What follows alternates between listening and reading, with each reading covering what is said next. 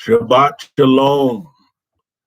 Welcome to Prophetic Lifestyles with Bernard Boulton, and I'm, of course, the host and the lead person on this channel. And I want to I just want to welcome you and thank you for your support for the channel. If you have not yet, please subscribe to our channel, like the video, and then share it with others. And of course, leave a comment and share with us, your opinions, your likes and dislikes about the channel and about the videos. So today is May 15th, 2021, and we are in Pentecost weekend. And so tomorrow, churches all over the world will be celebrating Pentecost, which has been considered to be a New Testament occurrence, but actually is not.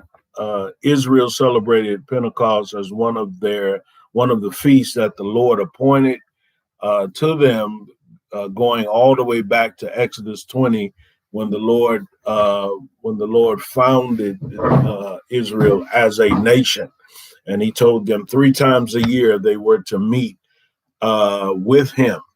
And so Pentecost, which the Hebrew word is Shavuot, actually is the second festival, and it is a time of harvest. And so when the harvest had gathered, then the people of Israel would gather to celebrate the goodness of God and to celebrate the harvest. But I want to talk about my journey. I'm in Denton, Texas, and getting ready to go over to the Glory of Zion International Ministries with Apostle Chuck Pierce, where they're going to be celebrating Pentecost this weekend. And so a few weeks ago, I don't have a chronology in front of me, so I'm kind of moving around with the activities, but I decided to come to Pentecost after I got my second vaccine. And so everything that I've been doing is basically it's been about prophetic fulfillment. And I believe that the Lord is bringing us out of the pandemic now. And so everything that I've been doing for last month, this month, and even probably going into June has had a prophetic underlining theme, or it's been a prophetic act. So coming to Denton to celebrate Pentecost is a prophetic act for me, and it demonstrates, not only in my life, but it can demonstrate in your life, if you receive this act by faith, that the Lord is bringing us out. And so what a powerful time, really, to travel for the first time. And although I took several trips, I've taken several trips to visit with family in Ohio. This is the first time that I have done any travel associated with ministry.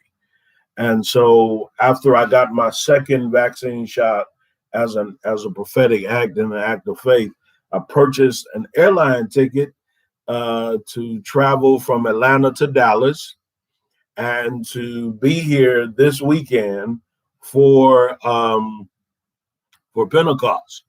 However, I ran into a lot of issues, which often happens when you're in a prophetic movement, okay, and you're moving by Holy Spirit.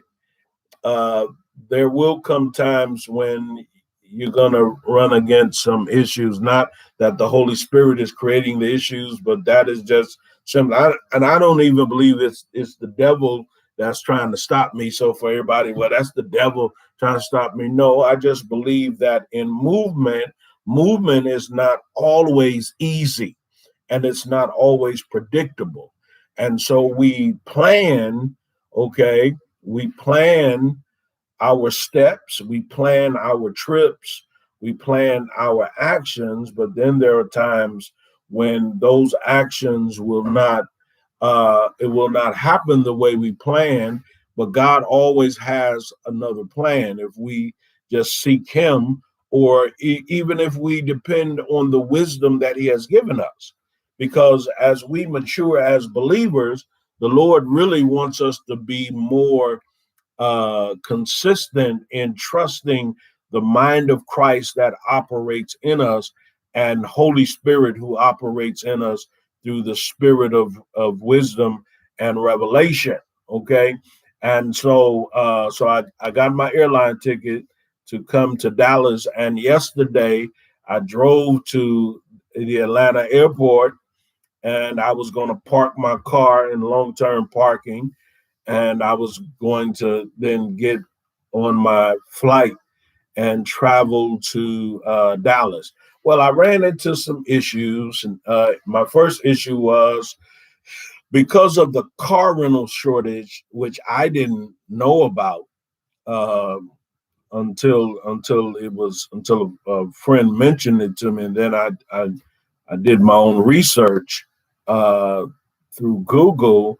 I didn't know that there was a car rental shortage. And so I was going to fly to Dallas, and then I was going to get me a car for my time here in Texas, here in Denton, here with Apostle Chuck Pierce.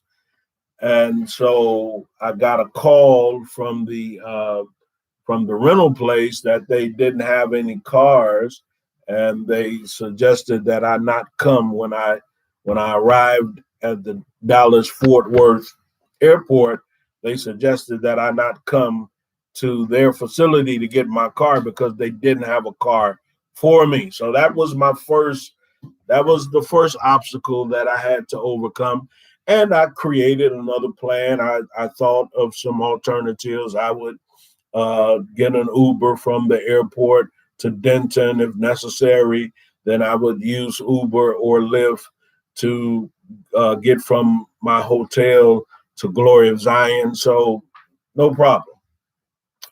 Yesterday, when I got to the airport, uh, I was going to park in the economy parking lot on the south side of the airport near the airline that I was leaving, and the parking lot was full.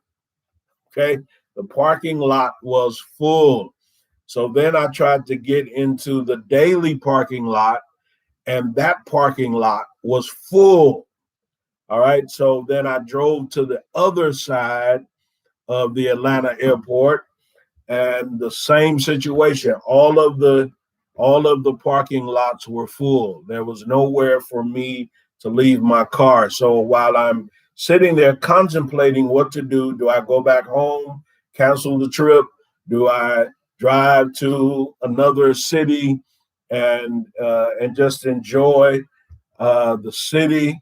What do I do? And so then Holy Spirit rose up in my mind and said, look at your GPS again and see the distance of the trip from here to Denton, Texas. Now, I had done that several weeks ago because when I decided I was going to come to Denton, the first thing I considered was driving.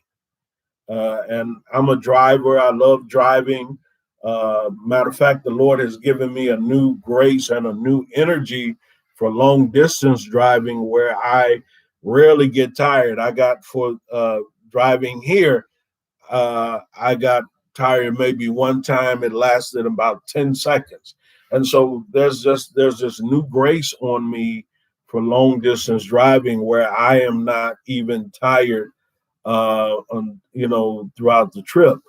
But when I looked at my GPS, the hours of driving was a little more exorbitant than I was willing to drive.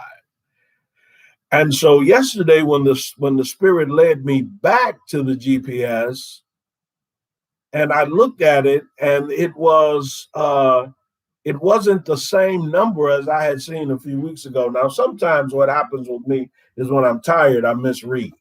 And so obviously I was probably tired when I read the GPS, and it gave me a number where I wasn't comfortable with that amount of driving. But when I saw the real number on yesterday, I said, I can handle that. I drive that same amount of time from Atlanta to Ohio.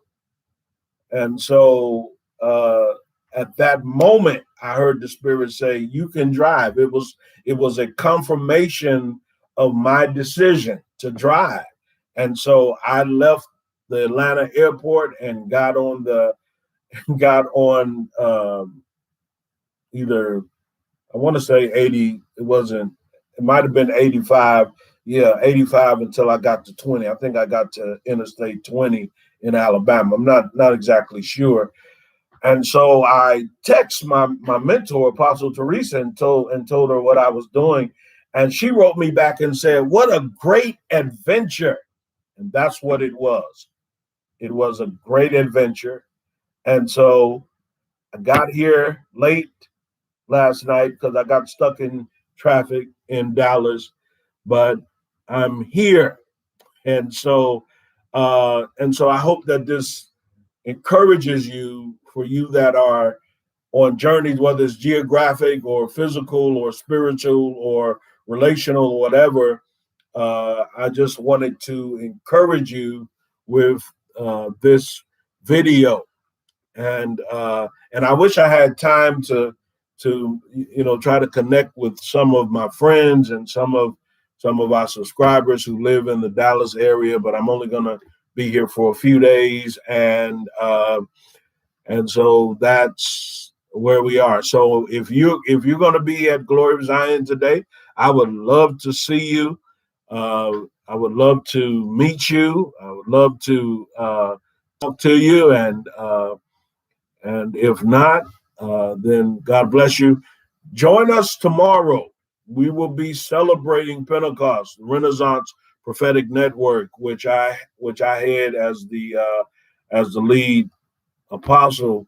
And so we've been worshiping every Sunday starting Passover, which was 7 weeks ago, and we will conclude our worship for this season tomorrow during Pentecost. So we're going to be meeting tomorrow at 2:00 p.m. Eastern Standard Time, and the Lord has given me a great teaching on the move of Holy Spirit. Because we're not just celebrating the historical move of Holy Spirit that's recorded in Acts 2, but we are also celebrating the right now move of Holy Spirit in our lives, in the church. It's a move of reformation. It's a move of Renaissance. It's a move out of religion. So come join us tomorrow for worship.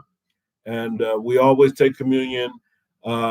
We prophesy by the leading of Holy Spirit, and we share a teaching. One day we're going to have music. I'm really praying and seeking the Lord about bringing psalmists, prophetic musicians to us, and we believe that that's going to happen. Okay, God bless you. Shalom.